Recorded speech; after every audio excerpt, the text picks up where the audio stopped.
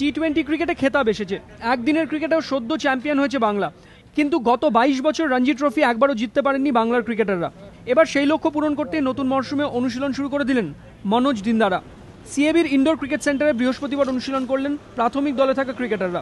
সিনিয়রদের দলে না থাকা নিয়ে বিতর্কের মধ্যেই অশোক ডিন্ডা আশাবাদী দলের ভবিষ্যৎ নিয়ে।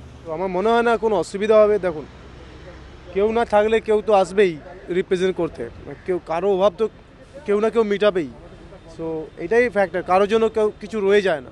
ডিন্ডা মনোজের টি-20 বিশ্বকাপের ভারতীয় দলে থাকার পাশাপাশি সদ্য ভারতীয় এ দলে ডাক পেয়েছেন বাংলার মিডল অর্ডার ব্যাটসম্যান অনুষ্টুপ মজুমদার।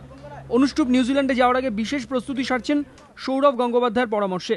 হ্যাঁ, একটা অন্যরকম বল আর কি, যেটা সারফেসে আর কি বেশি হাইট নেবে আর কি, সেরকম স্পেশাল একটা বল। ওই বলে প্র্যাকটিস করছি বেশি এবং আশা করি এতে ভালোই হবে। মনোজ, ডিন্ডা, অনুষ্টুপ, সামিরা জাতীয় দল ও এ দলের হয়ে খেলতে ব্যস্ত থাকবেন, ফলে রঞ্জি মরশুমে এদের নিয়মিত পাবে না বাংলা। এই পরিস্থিতিতে অভিজ্ঞ ক্রিকেটারদের ছাড়াই দল গঠন নিয়ে বিতর্ক অবশ্য থামছে না। এবিপি আনন্দ।